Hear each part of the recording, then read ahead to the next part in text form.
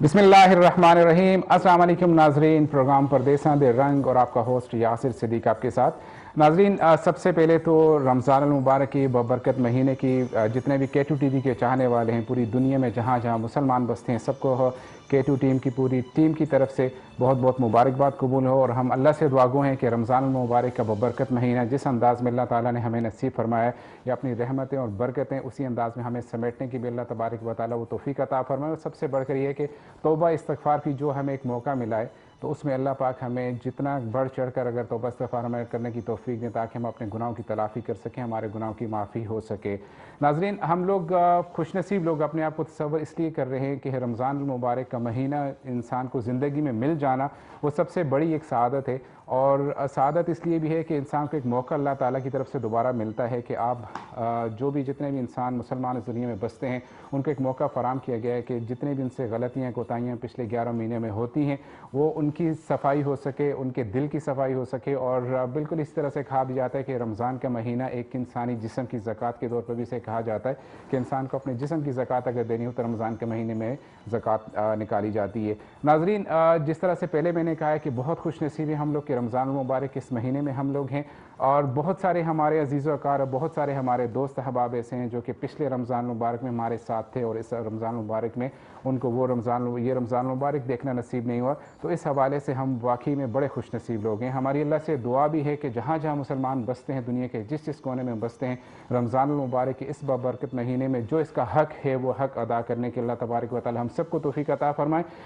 K2 T V کی خاص نشریات ہے، دبئی سے ہم آپ کو لائیو دکھا رہے ہیں، اور اس وقت ہمارا مقصد بھی یہ ہے کیونکہ پروگرام پردیساں دے رنگ کی بات ہو رہی ہے، اور پردیسوں کے رنگ میں ایک پہلی دفعہ ایسا ہو رہا ہے کہ ہم آپ کو دبئی کے وہ احوال دکھائیں گے جو کہ رمضان المبارک کے حوالے سے یہاں کے محنت کش مزدور طبقہ جو ہے ان کے ساتھ کس طرح سے رمضان المبارک کا یہ بابرکت مہینہ ان لوگوں کا گزرتا ہے، ان کی زندگی میں کیا اثرات مرتب ہوتے ہیں، ان کی روٹینز کیا بنتی ہیں۔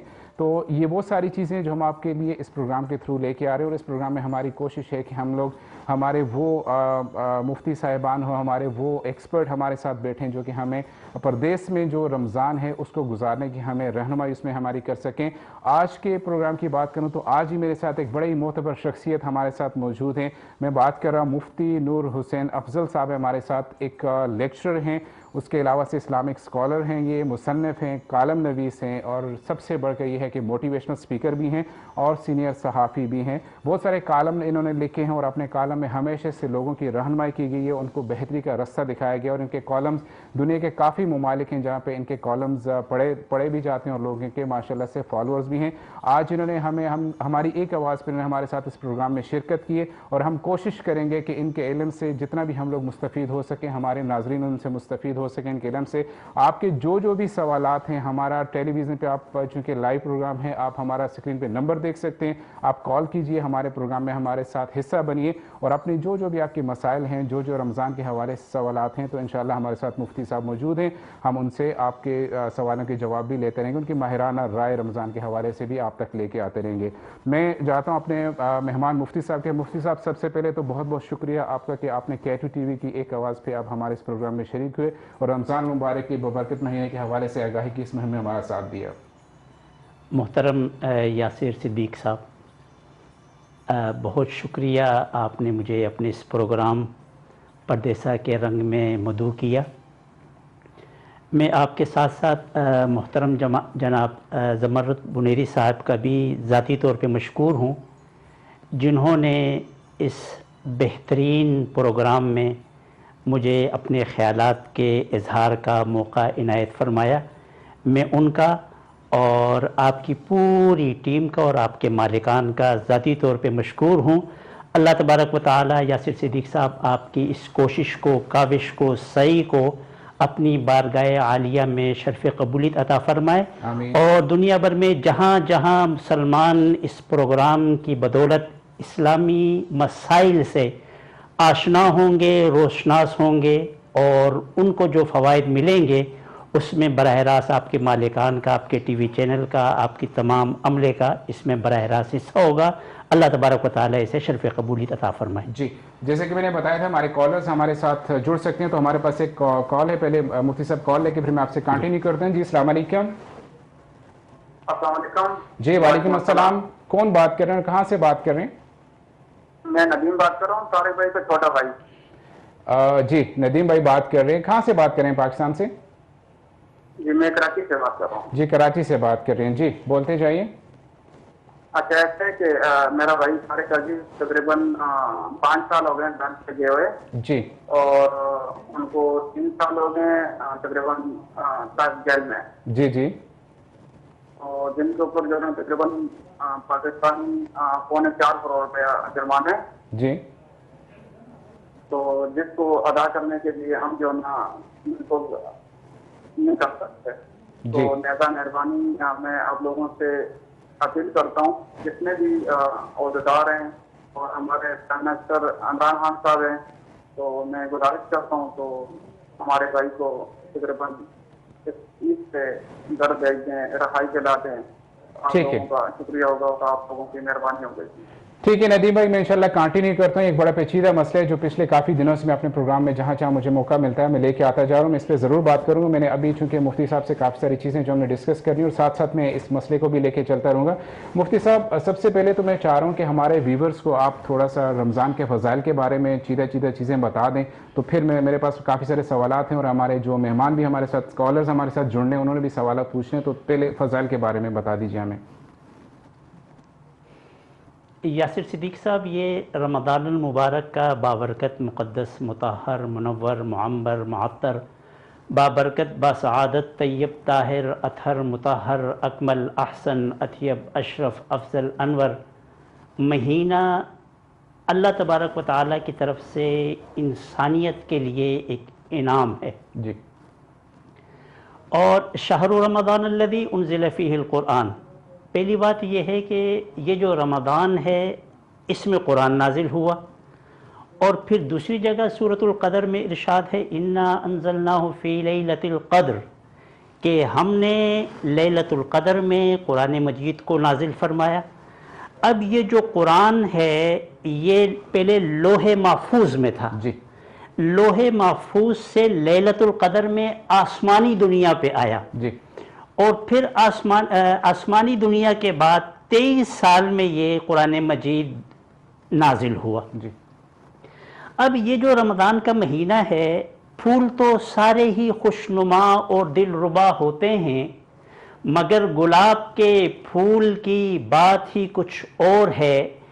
سیارے تو سارے ہی بے مثال ہیں، مگر چاند اور سورج کی بات ہی کچھ اور ہے. ستارے تو سارے ہی بے مثال ہیں، مگر شہاب ثاقب کی بات ہی کچھ اور ہے. یاسر صاحب، مسجدیں تو ساری ہی اللہ کا گھر ہیں، مگر مسجد الحرام اور مسجد النبوی کی بات ہی کچھ اور ہے. شہر تو سارے ہی اللہ کے بسائے ہوئے ہیں، مگر مکے اور مدینے کی بات ہی کچھ اور ہے. کتابیں تو ساری ہی تورات، زبور، انجیل اللہ کی بھیجی ہوئی ہیں، مگر قرآن مجید کی بات ہی کچھ اور ہے. نبی تو سارے ہی قابل احترام، محترم، معظم اور محتمم بالشان ہیں، مگر حضرت محمد مصطفیٰ صلی اللہ علیہ وسلم کی بات ہی کچھ اور ہے. ائمہ تو سارے ہی بے مثال ہیں، سارے ہی راہ حق کا راستہ بتانے والے ہیں، مگر امام ابو حنیفہ کی بات ہی کچھ اور ہے. محدث تو سارے ہی اللہ کے برگزیدہ ہیں، مگر امام بخاری کی بات ہی کچھ اور ہے. اولیاء تو سارے ہی اللہ کے برگزیدہ بندے ہیں، مگر شاہ عبد القادر جیلانی رحمت اللہ علیہ کی بات ہی کچھ اور ہے. یاسر صاحب، 12 مہینے تو سارے ہی اللہ کے بنائے ہوئے ہیں، مگر رمضان المبارک کی بات ہی کچھ اور ہے.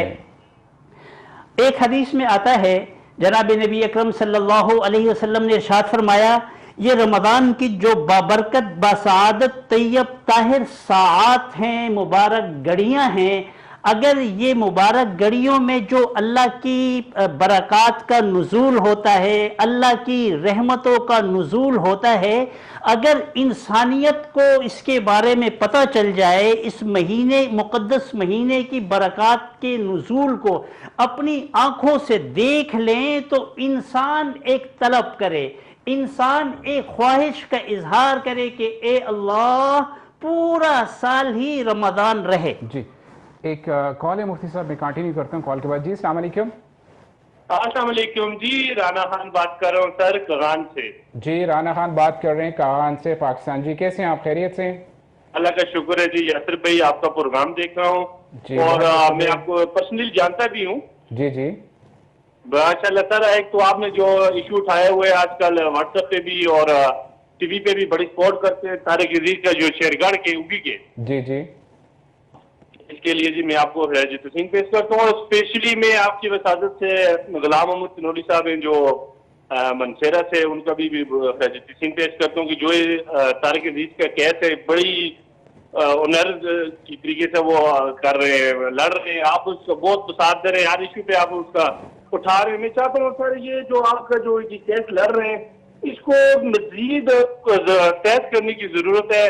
جہاں تک ہماری سپورٹ کی ضرورت ہے، ہم سوشل میڈیا پہ ہر جگہ پہ ہر گروپ میں ہر جگہ پہ آپ کا ساتھ دے رہے ہیں، تو میں اس چیز کے لیے آپ لوگوں کا بڑا میں مشکور ہوں اور خراج تحسین پیش کرتا ہوں۔ جی بہت بہت شکریہ رانا صاحب۔ بالکل یہ ہمارا پورے پاکستان کمیونٹی کو، اوورسیز کمیونٹی جو ہے ان کے مسائل ہیں سارے، مجھے جہاں جہاں موقع ملتا ہے میں انشاءاللہ ضرور اسی طرح کے جو بھی باقی مسائل بھی ان کو ہائی لائٹ کرتا رہوں گا۔ ہمارے پروگرام کا مین مقصد ہی یہ کہ ہم اوورسیز کمیونٹی کے مسائل کو حل کریں۔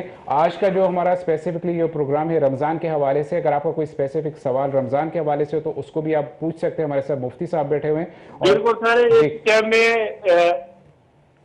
دراصل میں جو ہوں سید احمد حسن شاہ اسپیشلسٹ سی ایم کے پی کے، اس کا میں پرسنل سیکرٹری ہوں۔ جی جی تو جو غلام محمد تنوری صاحب ہیں وہ ہمارے ساتھ ہی ہوتے ہیں، ہمارے ساتھ وہ بھی کر رہے ہیں، لیکن وہ میں دیکھ رہا ہوں دن رات جس طرح وہ واٹس ایپ پہ گروپس میں آپ لوگوں سے نیشنل لیول پہ انٹرنیشنل لیول پہ وہ لڑ رہے ہیں اس بچے کا کیس، تو میں خدات کے مستحق کافی، لیکن انشاءاللہ منسٹر صاحب سے بھی بات ہوئی ہے، یہ ابھی تقریباً ہماری تو وفاق میں جو ہے اس میں بھی یہ اسمبلی میں پیش ہوگی، ابھی کے پی کے اسمبلی میں بھی پروگرام ہے کہ اس کیس کو اجاگر کرنے کا۔ انشاءاللہ یہ مزید کیس ہم تیز کر رہے ہیں رمضان میں۔ ٹھیک ہے انشاءاللہ ہماری کوششیں بھی آپ کے ساتھ ہیں، میں کنٹینیو کروں گا۔ آپ کی کے ٹی وی کی وسادت سے میں سب پاکستانیوں کو، سب ہزاریوال کو میں کہنا چاہتا ہوں جس طرح یہ طارق عزیز ہمارے بھائی ہیں، اس سے مشکل میں ہمیں ساتھ دینا چاہیے۔ ہر آدمی کا، ہر فرض کا جو ہزاریوال ہے، ہر چیز پاکستان میں جو ہزاریوال ہیں ان کو چاہیے کہ اس بندے کی سپورٹ کرنی چاہیے۔ آپ اس کے جی ہیلو جی، آپ کی آواز آ رہی ہے، کنٹینیو کیجئے۔ جی بس میں یہ آپ کہنا چاہتا ہوں جی، تھینک یو سو مچ جی یاسر بھائی۔ جی ٹھیک ہے، میں آپ کی بات کو کنٹینیو کرتا ہوں۔ میں مولانا صاحب کے ساتھ ایک ڈسکشن میں تھا، میں وہ ختم کر کے پھر میں اس ٹاپک پہ آپ سے کنٹینیو کر رہا ہوں۔ بہت بہت شکریہ۔ جی مفتی صاحب آپ کنٹینیو کیجیے۔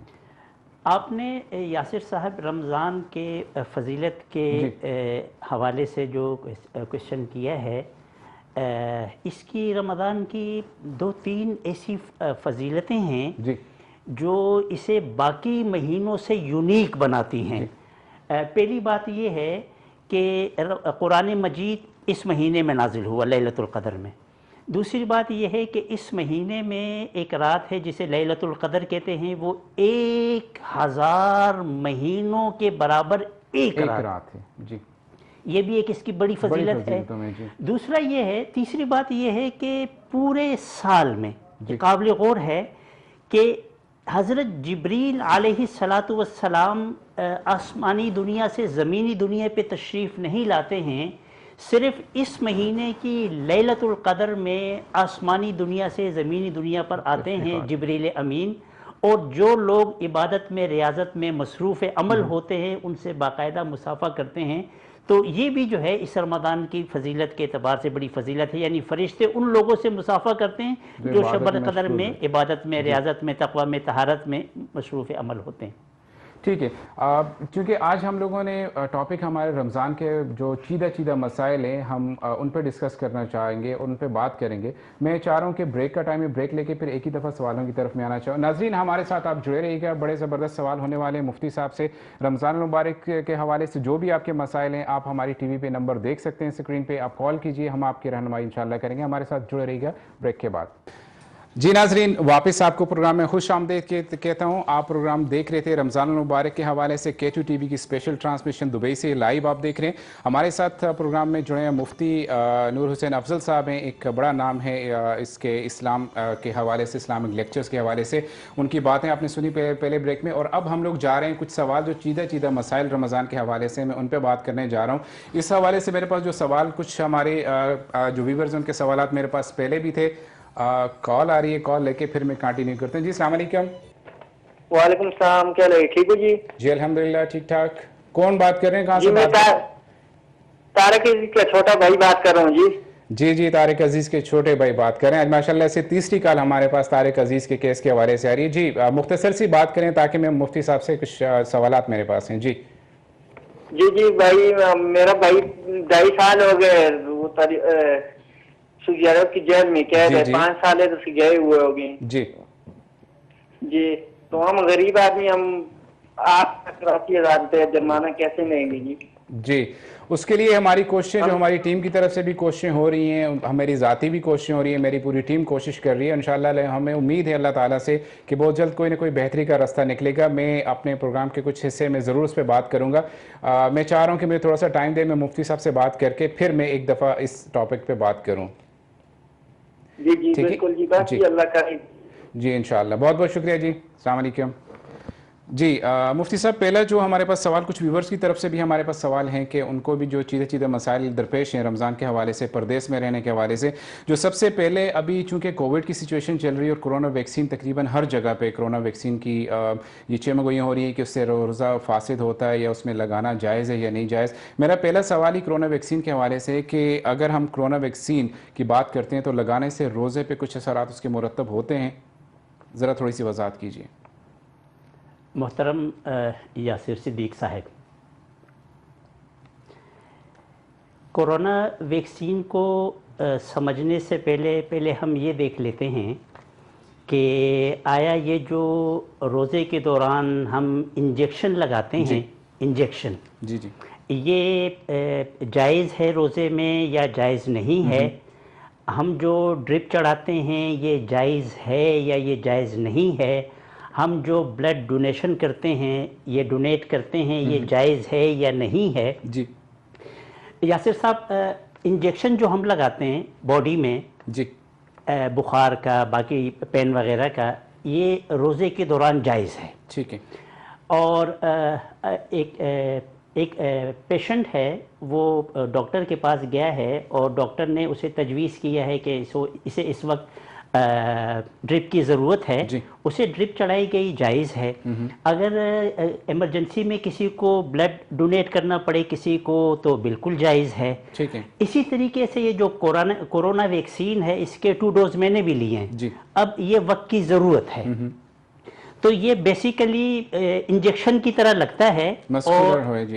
اور یہ جو ہے یہ رمضان کے دوران، روزے کے دوران لگانا بالکل جائز ہے. اس سے کوئی ممانعت نہیں، روزے پہ کوئی منفی اثرات مرتب نہیں ہوتے. جی ناظرین، سب سے پہلا جو سوال ہمارے پاس ہمارے ویورز کی طرف سے تھا، چونکہ کرونا کی کووڈ میں سچویشن میں ہم لوگ چل رہے ہیں، کرونا ویکسین جب آپ کو اپوائنٹمنٹ دی جاتی ہے تو اس اپوائنٹمنٹ کے ٹائم میں آپ کو پہنچنا ضروری ہوتا ہے. تو بہت سارے ہمارے ویورز سے جن کا یہ سوال تھا کہ کرونا ویکسین کے متعلق ہمارے انکشافات ہیں کہ اس سے روزے پہ کوئی منفی اثرات مرتب تو نہیں ہوتے، ہمارا روزہ فاسد تو نہیں ہوتا. جیسے مفتی صاحب نے کلیئر کر دیا ہے کہ کوئی ایسی ممانعت نہیں ہے. آپ کرونا ویکسین اور اس کے علاوہ بھی ضروری جو انجیکشنز ہیں ڈاکٹر کی طرف سے تجویز کردہ آپ لگا سکتے ہیں، وہ روزے کی حالت میں بالکل جائز ہیں.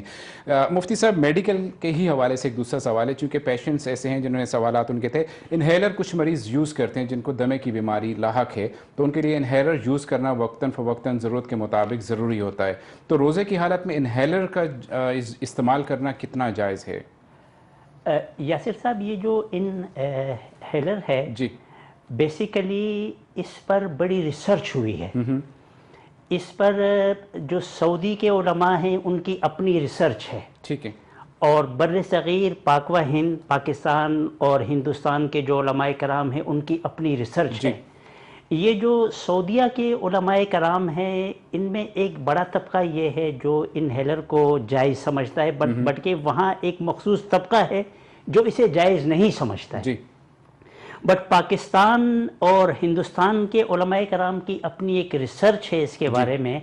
وہ یہ فرماتے ہیں کہ یہ جو انہیلر ہے یہ اس سے ہوتا یہ ہے کہ اس کو یوز کرنے سے پہلے اس میں ایک مخصوص لیکوڈ ہے، وہ لیکوڈ اس میں ڈالتے ہیں اور اس میں ڈالنے کے بعد پھر یہ وہ لوگ یوز کرتے ہیں جیسے دمہ کی یعنی سانس لینے کی تکلیف ہوتی ہے. اب وہ جو لیکوڈ اس انہیلر کے اندر ڈالا جاتا ہے وہ اگر پہنچ جائے حلق تک، اگر حلق تک کوئی چیز، یہ ایک فقہ کا اصول ہے، میں آپ کے توسط سے یاسر صاحب سامعین کو بتانا چاہتا ہوں. فقہ کا ایک اصول ہے، وہ یہ ہے کہ حلق تک اگر کوئی چیز پہنچ جائے تو یہ ڈیفینیٹ ہے کہ وہ معدے تک پہنچ جائے گا. اب انہیلر کے بارے میں جو پاکستان اور بر صغیر پاک و ہند کے علماء کرام کی ریسرچ ہے وہ یہ کہتے ہیں کہ اس کو رمضان میں یوز کرنے سے روزہ فاسد ہو جاتا ہے، نہیں کرنا چاہیے. نمبر 1. نمبر 2 یہ ہے کہ ایک شخص ایسا ہے جو یہ انہیلر کو یوز کرتا ہے وہ اس کے بغیر لائف گزار ہی نہیں سکتا. تو اس کے لیے پھر پاکستان بر صغیر پاک و ہند کے علماء یہ فرماتے ہیں کہ سردیوں کے دنوں میں وہ یہ کوشش کرے کہ اگر وہ روزہ رکھ سکے تو وہ روزہ رکھے اور اس روزے کی ایک قضا کرے، ایک روزے کے بدلے ایک قضا کرے. اچھا، اور اگر وہ اس کے بغیر وہ سردیوں کے دنوں میں بھی روزہ نہ رکھ سکے یہ جو پیشنٹ ہے تو پھر اس کے لیے حکم یہ ہے کہ وہ اپنے ورثاء کو یہ وصیت کر دے کہ میرے جو روزے جتنے بھی خراب ہوئے ہیں اس کے بعد پھر وہ ان کا فدیہ ادا کر دے. مطلب انہیلر سے روزہ فاسد ہو جاتا ہے. پاکستان بر صغیر کے علماء کی ریسرچ یہی ہے کہ اس سے روزہ فاسد ہو جاتا ہے. اسی سے ریلیٹڈ ایک اور چیز جو ابھی ہم دیکھتے ہیں، کورونا کے جو پیشنٹس ہوتے ہیں ان کو کہا جاتا ہے کہ آپ سٹیم لیں، بھاپ لی جائے جتنی زیادہ ہو سکے. اب روزے کی پوزیشن میں، روزے کی حالت میں بھاپ لینا بھی جائز ہے یا نہیں، اس سے بھی اجتناب کرنا چاہیے؟ دیکھیں، میں نے کہا کہ اگر آپ اس مسئلے کی گہرائی میں جائیں گے تو پھر میں 1-2 منٹ میں اس مسئلے کی وضاحت کرنا چاہتا ہوں. دیکھیے یاسر صاحب کے کچھ لوگ ایسے ہوتے ہیں کہ منہ میں کوئی چیز روزے میں چبا رہے ہیں، مثال کے طور پہ ماچس کی تیلی چبا رہے ہیں، یہ قابل غور ہے. یا کوئی ایسی چیز ہے جو کاغذ کا ٹکڑا ہے، ہاں پین منہ میں رکھ لیا، کاغذ کا ٹکڑا رکھ لیا، ماچس کی تیلی رکھ لی، اس کو چبا رہے ہیں. ایک سمپل سا اصول ہے، اگر یہ اصول سامعین کو سمجھ آ جائے تو اس سے بہت سے مسائل سمجھ میں آ جائیں گے. وہ اصول یہ ہے کہ ایسی چیز جسے کھائی نہیں جاتی، جو انسانی معدے کے لیے، معدہ عربی میں سے جوف کہتے ہیں، جو معدے میں جائے اور اس سے انسان کو فائدہ نہ ہو، اگر وہ منہ میں چلی جائے حلق کے ذریعے تو روزہ اس سے فاسد ہو جاتا ہے. ایک روزے کے بدلے ایک روزہ رکھنا پڑے گا. اب جو ہم بھاپ لیتے ہیں، اگر بھاپ یہ حلق میں چلا جائے، میں اس بھاپ کی اگزامپل اس طرح دیتا ہوں کہ ایک شخص اگر سگریٹ پیے اور اس سگریٹ کا جو دھواں ہے اگر وہ دھواں حلق کے ذریعے منہ میں چلا گیا تو سگریٹ پینے سے روزہ فاسد ہو جائے گا. اگر ہم بھاپ لیتے ہیں، بھاپ حلق تک، حلق سے وہ چلا گیا معدے میں تو روزہ فاسد ہو جائے گا. ایک روزے کے بدلے ایک روزہ رکھنا پڑے گا. مطلب بھاپ لینے سے بھی روزہ فاسد ہو سکتا ہے، اس سے جتنا ہو سکے اجتناب کرنا چاہیے. اسی سے میڈیکل کے ہی حوالے سے ایک تیسرا میرے پاس کوشچن ہے ویورز کا کہ NG سے ٹیبلٹ یا کوئی بھی ٹیبلٹ جو دل کا دورہ پڑنے کی صورت میں یا ہائی بلڈ پریشر کی صورت میں ان کی زبان کے نیچے رکھنا بہت ضروری ہو جاتا ہے. اگر نہیں رکھتے تو مریض کی جان جانے کا خطرہ ہوتا ہے. تو اس کے بارے میں ہمیں اسلام کیا حکم دیتا ہے؟ یہ جو NG سے ٹیبلٹ ہے، یہ جن کو دل کی تکلیف ہوتی ہے اس پر علماء کرام کا فتویٰ موجود ہے. اور وہ فتویٰ یہ ہے کہ اسے اگر زبان کے نیچے رکھیں اور زبان کے نیچے رکھنے کی وجہ سے اس میں ایک تاثیر ہے. وہ تاثیر یہ ہے کہ زبان کے نیچے رکھا اور اس کا جو اثر ہے وہ دل کو پہنچتا ہے، دل کو پہنچ جاتی ہے، اس سے پہنچ جاتا ہے سکون.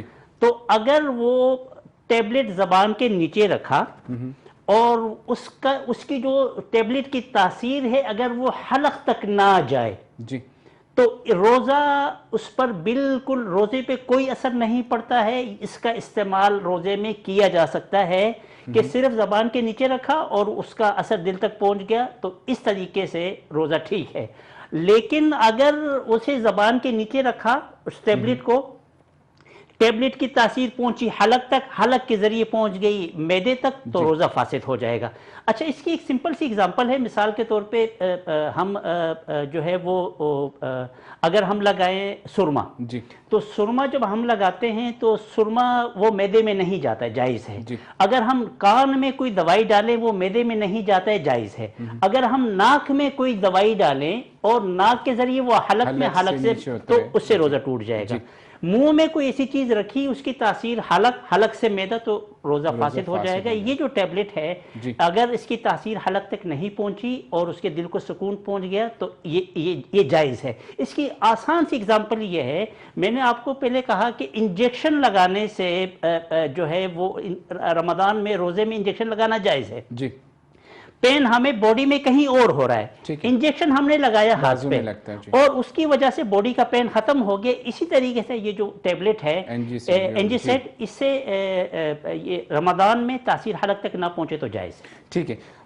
ایک اور سوال ہے میرے پاس. قضا، کفار اور مکروہ، یہ تین الفاظ ہم کثرت سے سنتے ہیں رمضان المبارک میں. اس سے پہلے بھی ہونا چاہیے ہمارے زندگیوں میں یہ ساری چیزیں، لیکن رمضان میں اس کا استعمال بڑھ جاتا ہے کہ یہ چیز اس کی قضا ہے، اس کا کفارہ ہے اور یہ مکروہ ہیں. تو آپ اس میں ہمیں وضاحت فرمائیں کہ تاکہ باقی کے جو مسائل ہیں ہمارے لیے یہ سمجھنا آسان ہو سکیں. قضا، کفار اور مکروہ میں فرق کیا ہے اور کیسے اور کہاں یہ جائز ہو جاتے ہیں؟ یاسر صاحب، یہ جو قضا لفظ ہے اس کا مطلب آسان سے الفاظ میں یہ ہے کہ روزہ فاسد ہوا. باقی تفصیل پھر میں آگے بتا دوں گا. ٹھیک ہے. روزہ قضا، اگر ہم کہتے ہیں کہ اس کا روزہ فاسد ہو گیا اور اس روزے کی قضا کرے، اس کا مطلب یہ ہے کہ ایک روزے کے بدلے ایک روزہ رکھا جائے. ٹھیک. قضا اگر علماء کرام نے کہا آپ کے روزہ قضا ہو گیا تو ایک روزے کے بدلے ایک روزہ رکھا جائے. اور اگر یہ کہا جائے کہ آپ کا یہ جو قضا ہوتی ہے یہ چھوٹی سی مسٹیک سے ہوتی ہے. قضا کن چیزوں میں لازم ہو جاتی ہے؟ جی میں تفصیل انشاءاللہ پھر آگے بتاتا ہوں. یہ جو قضا ہے یاسر صاحب یہ چھوٹی چیزوں میں ہوتی ہے اور جو بڑی مسٹیکس ہوتی ہیں تفصیل آگے انشاءاللہ بتاؤں گا. جو بڑی مسٹیکس ہیں ان سے روزہ فاسد ہو جاتا ہے. اب روزہ جو اگر علماء کرام نے یہ کہا کہ آپ کا روزہ فاسد ہو گیا ہے، پھر اس کا مطلب یہ ہے کہ آپ نے 60 روزے لگاتار رکھنے. ٹھیک ہے. اگر روزہ فاسد ہو گیا ہونے کی صورت میں، یا پھر یہ ہے کہ 60 مسکینوں کو صبح شام ایک روزے کے بدلے میں صبح شام 60 مسکینوں کو کھانا کھلانا ہے، یا پھر 2.25 کلو گندم ایک روزے کے بدلے میں 60 مسکینوں کو دینی ہے. ٹھیک ہے.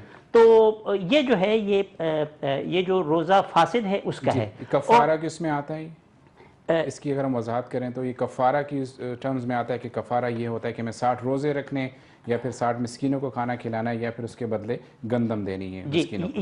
یہ جو میں نے آپ نے جو ریپیٹ کیا ہے یہ بیسیکلی جو روزہ فاسد ہو جاتا ہے اس میں ہے. اور یہ جو کفارہ ہے یعنی یہ اس کا کفارہ ادا کیا جا رہا ہے. جو آپ نے لفظ کفارہ یوز کیا کہ اس کے بدلے میں ہم نے یہ جو ادا کرنا ہے یہ اس کا کفارہ ہے. ٹھیک ہے. جب ہم یہ ادا کر دیں گے تو وہ ہمارا روزہ آلریڈی وہ ٹھیک ہو جائے گا. اور ایک ہے مکروہ وہ روزے ہوتے ہیں جس میں نہ روزے کی قضا کرنے کی ضرورت پڑتی ہے اور نہ روزہ فاسد ہوتا ہے، بلکہ روزہ ہو جاتا ہے کچھ کمی بیشی کے ساتھ اللہ کے ہاں قبول ہو جاتا ہے، دوبارہ رکھنے کی ضرورت نہیں پڑتی. ٹھیک ہے. بڑی زبردست آپ کی ماہرانہ رائے ہمارے ساتھ ہیں. ناظرین ایک چھوٹے سے بریک کا ٹائم ہو رہا ہے، ہمارے ساتھ جڑے رہیے. اس کے بعد بڑے زبردست سوال ہے میرے پاس، ہمارے ساتھ جڑے رہیے گا. کو پروگرام میں خوش آمدید کہتا ہوں. پردیساں دے رنگ میں آج ہمارے پاس مفتی نور حسین افضل صاحب ہیں اور خاص ٹرانسمیشن K2 TV کی رمضان المبارک سے جاری ہے. ہمارے پاس کچھ سوال تھے جو کہ بریک پہ جانے سے پہلے بھی میں ان کو کنٹینیو کر رہا تھا. اب چونکہ پردیسوں میں ہم رہ رہے ہیں، پردیسوں کی بات ہو رہی ہے، تو کچھ مسائل ایسے ہیں جو کہ پردیسی بھائیوں سے ریلیٹڈ ہیں جہاں جہاں بھی پردیسی بستے ہیں. مولانا صاحب میں اب سے مفتی صاحب پوچھنا چاہوں گا سب سے پہلے کہ پردیس میں رہنے والے پردیسیوں کے لیے ایک سب سے بڑا مسئلہ جو مزدور طبقہ ہے ان کے لیے ہے کہ ہم لوگ گلف میں رہتے ہیں، تو گلف میں ہی بات کروں گا کہ گرمی کی شدت اور محنت طلب کام ہے ان کا کہ مشکل سے مشکل حالات میں ان کو کام کرنا پڑتا ہے، سخت دھوپ ہے، کٹھن دھوپ ہے، اور صبح سویرے اٹھ کے جانا ہے.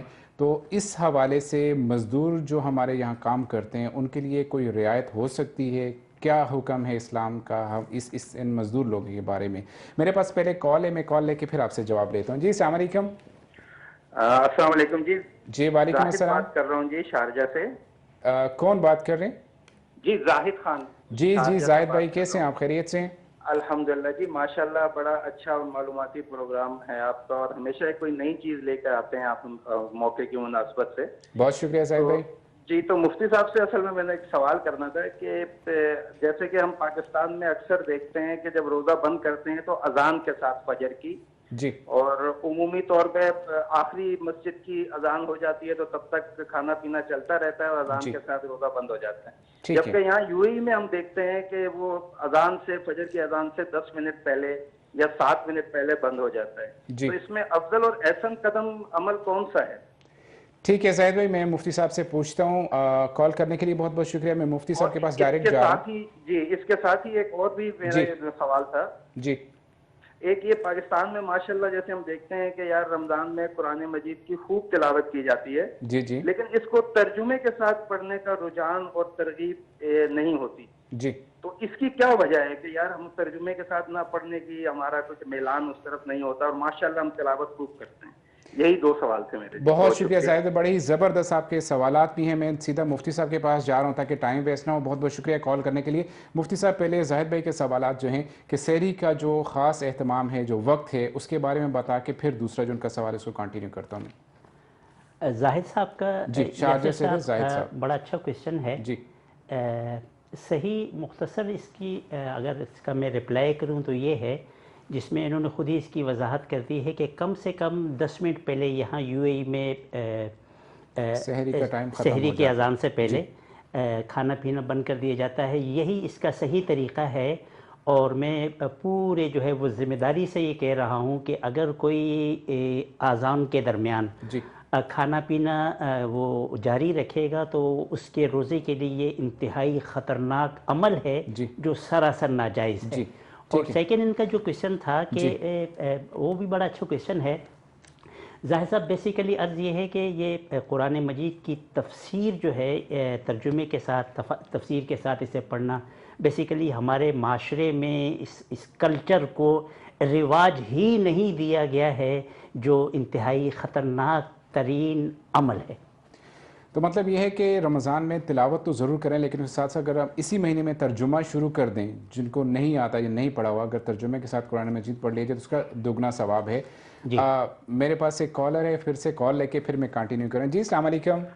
السلام علیکم. جی وعلیکم السلام. کون بات کر رہے ہیں؟ کہاں سے بات کر رہے ہیں؟ عبدالہادی بات کر رہا ہوں مانسہرہ سے. جی مانسہرہ پاکستان سے عبدالہادی بات کر رہے ہیں. جی جی یاد سب سے پہلے تو آپ کا پروگرام دیکھ رہے ہیں، بہت مزہ آ رہا ہے. جی بہت بہت شکریہ. سیکنڈلی اگر ایک سجیشن ہے، اگر آپ کا یہ پروگرام ڈیلی چل جائے، جیسے رمضان ٹرانسمیشن ہوتی ہے چل رہی ہے جیسے، اس میں ڈیلی اگر یہ پروگرام آپ کر لیں تو یہ ہمارے لیے بہت فائدہ مند ہوگا. جی بالکل عبدالہادی صاحب، ہماری جو K2 TV کی نشریات ہیں وہ بالکل رمضان کے حوالے سے ہر روز کی ہیں. کچھ اسلام آباد سے ہیں، کچھ دبئی سے ہیں. تو انشاءاللہ جہاں جہاں میں موقع ملتا رہے گا ضرور انشاءاللہ ڈیلی بیسس پہ ہی یہ پروگرام چل رہے ہیں، اور کوشش کرتے رہیں گے جہاں مزید رہنمائی کی ضرورت ہوگی تو انشاءاللہ ہم کنٹینیو بھی کریں گے. کوئی سوال آپ کا مفتی صاحب سے پوچھنا چاہیں تو؟ جی سر، میرے دو سوال ہیں. جی ایک سوال تو یہ کہ فدیے کے متعلق تھوڑا سا ہمیں بتا دیں کہ فدیہ جیسے مساکین کو کھانا کھلانا، اگر اس کی اماؤنٹ ہمیں پتہ چل جائے ایگزیکٹلی اماؤنٹ کیا آتی ہے. ٹھیک ہے. اور سیکنڈلی اگر ہم لوگ جیسے تراویح واجبات پڑھتے ہیں، جیسے مس ہو جاتی ہیں تراویح، ہم لوگ اگر گھر میں 8 پڑھ لیں بیچ کی جگہ پہ تو اس میں کوئی ویسا مذائقہ تو نہیں ہے نا؟ یہ تو سوال تھے، یہ میں نے پوچھنا تھے. ٹھیک ہے، بہت بہت شکریہ عبدالہادی صاحب. میں مفتی صاحب سے پوچھتا ہوں. کال کرنے کے لیے بہت بہت شکریہ. جی مفتی صاحب 2 سوال ہیں ہمارے پاس. یہاں یو اے ای میں تو جو فدیہ ہے وہ 15 درہم ہے ایک شخص کا. کال پاکستان سے تھی تو میرے وہاں اور وہاں کی مجھے اس کے بارے میں انفارمیشن نہیں ہے چونکہ میں یہاں رہتا ہوں، تو اس لیے وہاں کے علماء کرام سے اس کی تصدیق کی جائے. دوسرا ان کا کیا کویشچن تھا؟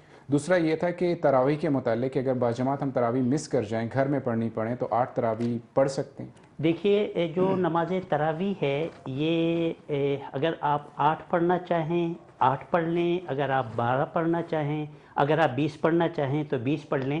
جیسے آپ کی ثوابدید ہو ویسے ہی آپ اگر پڑھ لیں گے تو بہتر ہوگا، کوئی حرج نہیں ہے. ٹھیک ہے، بڑی زبردست رائے. اچھا، میرا جو سوال تھا پردیس میں رہنے والوں کے لیے، مزدور طبقہ جو تھا کہ اتنی مشقت میں جو کام کرنا ہے، پھر اس دوران اللہ نہ کرے کوئی ایسی ان کو ضرورت پڑ جائے کہ روزے کی حالت میں ان کو کچھ تکلیف سے گزرنا پڑے، تو اس کے بارے میں اسلام میں کیا حکم ہے کہ رعایت کچھ مل سکتی ہے ایسے لوگوں کو؟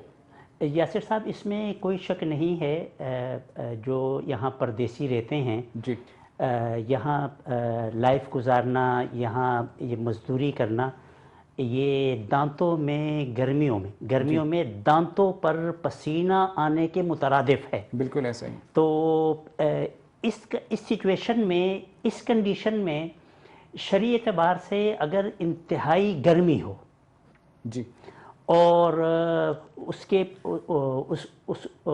اسے نقصان پہنچنے کا اندیشہ ہو، اس کی باڈی کو، اس کے جسم کو نقصان پہنچنے کا اندیشہ ہو. نمبر 3 یہ ہے کہ اس کو اتنی پیاس لگی ہے کہ اگر وہ پانی نہ پیے تو اس کے لیے خطرناک ہو سکتا ہے.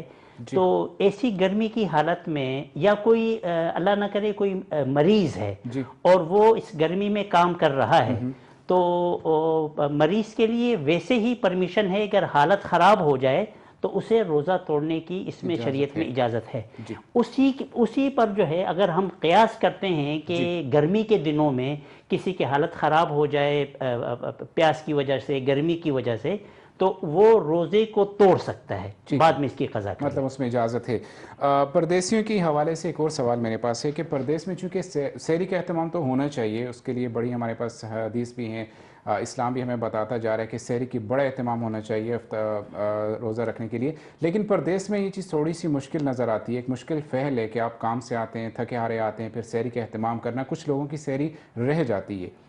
تو اس کے لیے ان کو کیا حکم ہے؟ سونے سے پہلے کچھ کھا کے، یا نیت کب کرنی چاہیے، کیا ہونا چاہیے؟ تھوڑا سا ہمیں اس بارے میں بتائیے گا. یہ جو سحری کھانا ہے، اس کے بارے میں نبی اکرم صلی اللہ علیہ وسلم نے یہ ارشاد فرمایا ہے کہ یہ بابرکت کھانا ہے اور اس میں شامل ہو جانا چاہیے. اچھا، کچھ لوگ ایسے ہوتے ہیں کہ وہ رات کو 12-1 بجے آئے، انہوں نے کہا کہ ابھی کھا لیتے ہیں اور اس کے بعد پھر پتہ نہیں اگر آنکھ لگ جائے تو اٹھ سکیں نہ اٹھ سکیں. تو ان کے بارے میں یہ ہے، جس طرح آپ نے فرمایا کہ سحری فجر کی صبح صادق سے پہلے کرنا مستحب عمل ہے اور اس میں شامل ہو جانا چاہیے. سیکنڈ یہ ہے کہ اگر کسی کو بھوک نہیں ہے تو تھوڑا پانی پی لے اور 1-2 نوالے کھا لے. تو امید ہے اللہ تبارک و تعالیٰ کی ذات سے، جو اللہ کے رسول نے سحری کھانے کے بارے میں، بابرکت غذا کے بارے میں اور اس کے مستحب ہونے کے بارے میں جو ارشاد فرمایا ہے، پانی پینے سے، 1-2 نوالے کھانے سے انسان اس میں شامل ہو جائے گا اس فضیلت میں. ٹھیک ہے، میرے پاس ایک کالر ہے. جی، السلام علیکم. السلام علیکم. وعلیکم السلام. جی، کون بات کر رہے ہیں اور کہاں سے بات کر رہے ہیں؟ ہیلو. السلام علیکم. جی، وعلیکم السلام. آپ کی آواز آ رہی ہے، بولتے جائیے. جی یاسر بھائی، کیسے ہیں؟ خیریت ہے؟ جی، اللہ کا شکر ہے. کون بات کر رہے ہیں اور کہاں سے بات کر رہے ہیں؟ میں ناصر بات کر رہا ہوں، ضلع مانسہرہ، تحصیل اگری، گاؤں گلی بدرال. جی، ناصر بات کر رہے ہیں مانسہرہ سے. جی ناصر بھائی. جی یاسر بھائی، آپ کا بہت بہت شکریہ جو آپ نے پہلے طارق بھائی کے لیے بہت سے وہ کیا ہے. جی، تو چلیں، کال ڈراپ ہوئی ہمارے پاس. یہ بھی وہی طارق عزیز کے کیس سے حوالے سے ہی تھا. میں ضرور بات کروں گا، مجھے تھوڑا سا ٹائم جو ہی ملتا ہے تو میں اس ٹاپک پہ آؤں گا. مفتی صاحب، ایک اور سوال پردیسیوں کے حوالے سے تھا میرے پاس کہ ایک بڑا پیچیدہ مسئلہ ہے کہ ہماری جب مطلب ٹریولنگ شروع ہو جاتی ہے، مسافری ہماری شروع ہوتی ہے، یا جو پاکستان سے آ رہے ہیں یا یہاں سے جا رہے ہیں یا دنیا کے کسی بھی کونے میں جا رہے ہیں، تو سحری اور افطاری کے اوقات کار مختلف ہو جاتے ہیں. اس طریقہ کار میں مسافروں کے لیے بھی رعایت ہے، لیکن کوئی روزہ رکھنا چاہے تو اس کے بارے میں شرعی احکامات کیا ہیں؟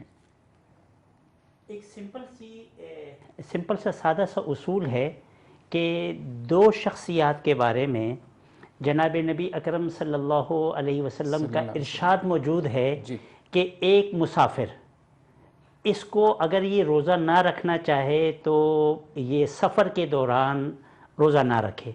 دوسرا، اگر کوئی مریض ہے، مریض اگر روزہ نہ رکھنا چاہے تو اسے پرمیشن ہے. اچھا، پہلی بات جو سفر کے دوران والی بات ہے، اگر سفر کے دوران، اس سے مراد وہ سفر ہے جس میں مشقت ہو، ٹھیک، جس میں تکلیف ہو، مشقت ہو، اس سفر میں روزہ اگر کوئی نہ رکھنا چاہے تو اسے پرمیشن ہے.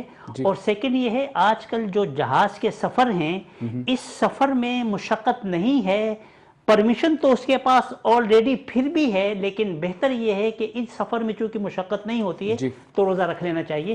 دوسری آپ نے ایک سحر اور افطار کی طرف نشاندہی کی، وہ یہ ہے کہ ہم ایک کنٹری میں ہیں اور وہاں افطار میں یا سحر میں آدھا گھنٹہ ہے، اور جہاز جو ہے وہ ہم جہاز میں بیٹھے اور چل پڑے.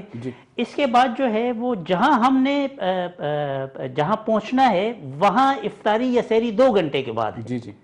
تو اب ہم وہاں پہنچ کے اس ٹائمنگ کے مطابق سحری یا افطاری کریں گے، اپنی کنٹری کے مطابق نہیں کریں گے، اس لیے کہ ہماری کنٹری سے جہاز نکل ہو چکے ہیں. اسی حوالے سے ایک اور سوال بھی ہے میرے پاس کہ چونکہ گلف میں رمضان ایک دن پہلے سٹارٹ ہوتا ہے اور بہت سارے پردیسی بھائی ایسے ہیں جو کہ عید اپنے گھروں میں کرتے ہیں، اس حوالے سے وہ رمضان ختم ہونے سے 2-4 دن پہلے اپنے پاکستان چلے جاتے ہیں، وہاں جا کے ان کو روزہ، آخری روزہ جو ہے وہ رکھنا چاہیے یا وہ چھوڑ سکتے ہیں اس کو؟ اس میں شرعی نقطہ نظر یہ ہے کہ مثال کے طور پہ یاسر صاحب، آپ یو اے ای سے آپ جاپان جا رہے ہیں، یہاں یو اے ای میں روزہ ہے، یو اے ای میں آپ نے جاپان میں لینڈ کیا، وہاں عید تھی، آپ پر شرعی اعتبار سے یہ ہے کہ روزے کو توڑیں، ان کے ساتھ عید گزاریں. ٹھیک ہے. اچھا، یہاں ہم نے جو ہے وہ ہم نے یہاں یو اے ای سے ہم پاکستان جا رہے ہیں، تو جہاں ہم اتریں گے وہاں روزہ ہوگا تو روزہ رکھیں گے، وہاں عید ہوگی تو عید کریں گے. ٹھیک ہے، زبردست. سوال تو میرے پاس اور بھی ہیں لیکن ٹائم کی کمی کی وجہ سے مجھے کچھ سوال چھوڑنے پڑ رہے ہیں. انشاءاللہ نیکسٹ پروگرام میں پھر میں سوال جو بھی ہمارے پاس کنٹینیو کروں گا. سب سے پہلے ایک چیز جو ہم دیکھتے ہیں، میں ایک میسیج بلکہ آپ سے لینا چاہ رہا ہوں کہ لیلۃ القدر کے بارے میں بڑی فضیلتیں اس رات کی، میں چاہ رہا ہوں کہ ایک میسیج بھی آپ اس میں دے دیں اور لوگوں کو لیلۃ القدر کی فضیلت کے بارے میں، اور اس اگر ان کو ملتی ہے وہ رات کیسے تلاش کی جائے، کیسے ملتی ہے، اور اس میں مستحب جو ہمارے اذکار ہیں یا عبادات ہیں کون سی زیادہ افضل ہیں جن کا اہتمام زیادہ سے زیادہ کیا جا سکتے اس رات میں. آپ کا میسیج بھی ہو جائے گا اور اس کا سوال کا جواب بھی ہمارے پاس. جی بیسیکلی یہ جو لیلۃ القدر ہے، میں یاسر صاحب شارٹلی تو یہ کہہ دوں کہ اس پہ اگر 1 گھنٹے کی بھی گفتگو کی جائے تو کم ہے. اس کے اوپر اس پر بڑی کتابیں لکھی گئی ہیں، لیکن اگر اس کی سمری میں آپ کے سامنے رکھوں، آپ کے توسط سے سامعین کے سامنے، یہ جو لیلۃ القدر ہے یہ 21، 23، 25، 27، 29 کو ہے. اور اس کے گزارنے کا طریقہ یہ ہے کہ کوئی کم تر سے کم تر مسلمان ہے جس کو عبادت میں، تقوی میں، طہارت میں، عبادت میں کمی ہوتی ہے، اگر وہ عشاء کی نماز اور فجر کی نماز جماعت سے پڑھ لے، اللہ کی ذات سے امید ہے کہ اسے لیلۃ القدر مل جائے گا. نمبر 2 یہ ہے کہ میں سامعین کو آپ کے توسط سے لیلۃ القدر میں کیسے پتہ چلے گا کہ یہ لیلۃ القدر ہے، کیا میں یہ بتا دوں اگر آپ چاہیں؟ جی بالکل. یہ پتہ کیسے چلے گا کہ یہ لیلۃ القدر ہے؟ بہت سے لوگوں کو جن کو اللہ تبارک و تعالیٰ بتانا چاہتے ہیں انہیں پتہ چل جاتا ہے کہ آج لیلۃ القدر ہے. اس کا سمپل سا فارمولہ یہ ہے کہ ہم عبادت میں پورے مہینے میں رمضان میں مصروف عمل ہوتے ہیں. لیلۃ القدر میں 21، 23، 25، 27، 29 کو اگر ان دنوں میں جس دن آپ کا دل زیادہ کر رہا ہے نماز پڑھنے میں، آپ کا دل زیادہ کر رہا ہے قرآن مجید پڑھنے میں، آپ دعا کر رہے ہیں، آپ کا دل کر رہا ہے کہ دعا کرتا جاؤں، آپ ذکر کر رہے ہیں، آپ کا دل کر رہا ہے کہ ذکر کرتا جاؤں، اس دن عشاء کی نماز کے بعد سے لے کر فجر کی نماز کے بعد مسلسل اللہ کی رحمتوں کا، برکتوں کا نزول ہوتا ہے. فرشتے آسمانی دنیا سے زمینی دنیا پہ آتے ہیں، جبریل امین زمینی دنیا پہ تشریف لاتے ہیں. بہت زیادہ دل اطمینان، چین، سکون حاصل کرتا ہے. اگر ایسا کوئی سکون کسی انسان کو میسر آ جائے، وہ سمجھ لے آج لیلۃ القدر ہے اور فجر کی اذان تک مسلسل عبادت میں مصروف عمل رہے.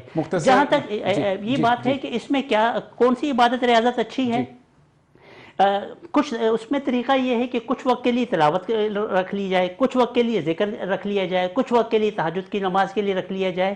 یہ جو ہے اوقات کو تقسیم کر کے عبادت کا ایک مجموعہ اللہ کے دربار میں پیش کر دیا جو زیادہ بہتر ہوگا. ٹھیک ہے، مطلب مختصراً یہ ہے کہ آخری 10 دنوں میں اگر ہم اہتمام کر لیں باقاعدگی سے کہ عشاء کی نماز باجماعت اور صبح کی نماز باجماعت، تو میرے خیال میں ہمیں ہر لمحہ ہم لوگ لیلۃ القدر کو پانے کے حقدار ہو سکتے ہیں. جی مفتی صاحب، آپ کا بہت بہت شکریہ. میں اپنی پوری ٹیم کی طرف سے آپ کو بہت مشکور ہوں کہ آپ نے بہت قیمتی وقت نکالا اور آپ کی زبردست ماہرانہ رائے ہمارے پورے ناظرین نے بھی سنی. ٹائم چونکہ کم ہے، میں پروگرام کو وائنڈ اپ کر رہا ہوں. انشاءاللہ پھر آپ سے میری اگر سیٹنگ ہوئی تو میں انشاءاللہ اپنے سوالات کو آپ سے جاری بھی رکھوں گا. جی ناظرین، جیسا کہ کالز شروع سے مجھے موصول ہو رہی تھی، میں اب طارق عزیز کے جو ایک مسئلہ چل رہا ہے ہمارے کافی پچھلے پروگراموں سے بھی میں لے کے آ رہا ہوں کہ طارق عزیز مانسیرا پاکستان کا رہنے والا ہے. سعودی عرب میں اس سے جو ایکسیڈنٹ ہوا اس کی وہ سزا بھگت رہا ہے، اور مطلب کچھ ایسا ناکردہ گناہ نہیں تھا یا جو اسے غیر اخلاقی حرکت نہیں، ایک ایکسیڈنٹ ہوا اور اس سے اس کے بدلے اس کو تقریباً 4 کروڑ جو پاکستانی روپے میں رقم بنتی ہے اس کی ادائیگی کرنی ہے.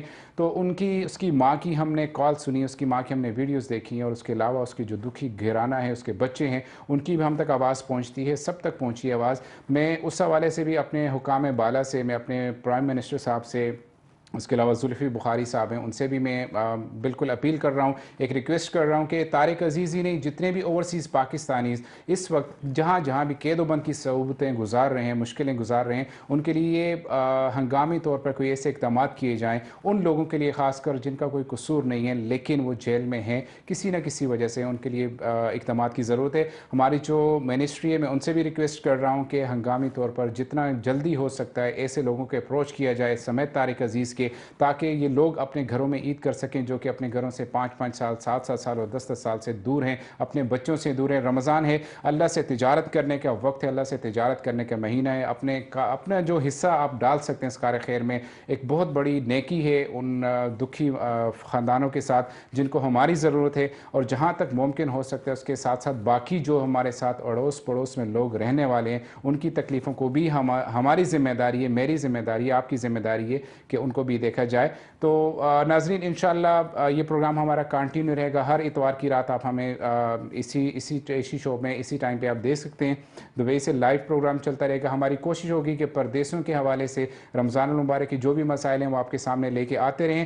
آپ ہمارے ساتھ جڑے رہیے گا. آپ کو بھی ہم اپنے پروگرام میں جڑنے کا بھرپور موقع دیتے ہیں. کالرز جو ہمارے ساتھ جڑتے ہیں، آپ کی کالز پوری دنیا سے ہمیں ان کا انتظار رہتا ہے، ان کی فیڈ بیک، اور آپ کی جو فیڈ بیک ہمیں ملتی ہے اس کے متعلق اس کے حساب سے ہم اپنا اگلا پروگرام بھی مرتب کرتے ہیں.